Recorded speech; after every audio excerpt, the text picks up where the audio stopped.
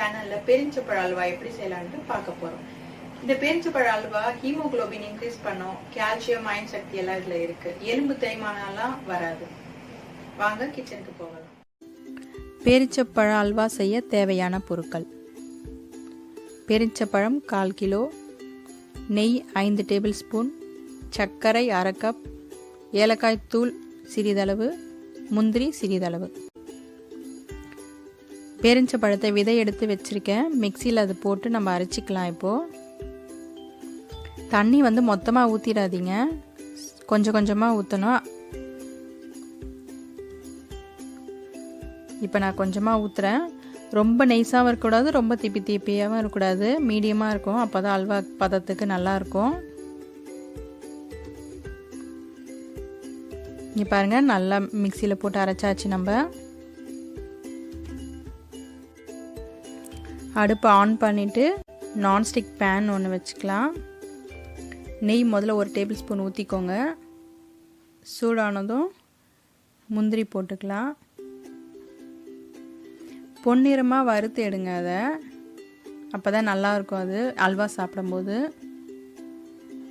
இப்போ அதுலேயே அந்த பேரிச்சப்பழ விழுதை போட்டுடலாம். அது நல்லா கிளறிட்டே இருக்கணும். இதில் கொஞ்சம் பொறுமை தேவை. ஒரு 30 to 40 மினிட்ஸ் ஆகும் இந்த அல்வா செய்கிறதுக்கு. இப்போ சர்க்கரை போட்டுடலாம். நம்ம நல்லா அது கைவிடாமல் கிளறிட்டே இருங்க. நடுவில் நம்ம கொஞ்சம் நெய் ஊற்றணும்.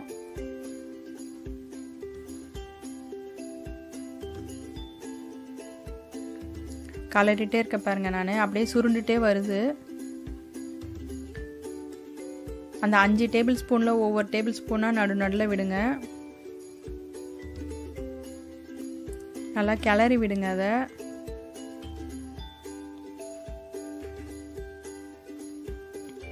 இந்த பேரிச்சப்பழ அல்வா சாப்பிட்டிங்கன்னா எலும்பு தேய்மானம்லாம் இருக்காது, ஹீமோகுளோபின்லாம் இன்க்ரீஸ் பண்ணலாம். அயன் சக்தி, கால்சியம் சக்தி எல்லாம் இருக்குது இதில்.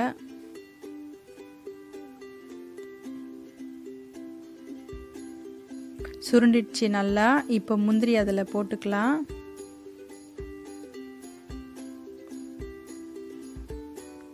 ஒரு தடவை நல்லா கிளறி விடுங்க. முந்திரி அங்கங்கே இருக்கக்கூடாது, எல்லா இடத்துலையும் இருந்தால் சாப்பிடும்போது சுவையாக இருக்கும். நெய் மறுபடியும் 1 டேபிள் ஸ்பூன் விட்டுருக்கோம் நம்ம.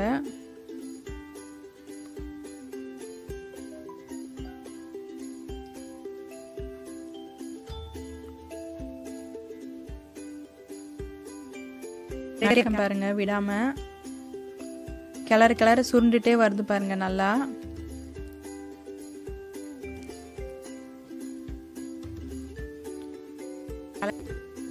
இப்போ பாருங்க, அந்த பேன்ல இருந்து தனியா வருது. அப்படி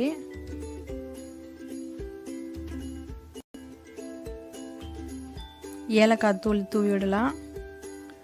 அதையும் ஒரு வாட்டிங்க.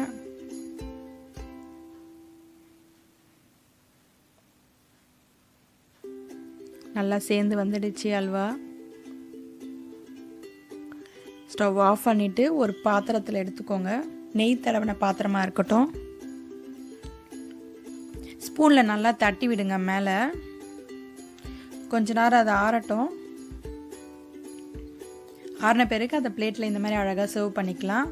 சுவையான பேரிச்சப்பழ அல்வா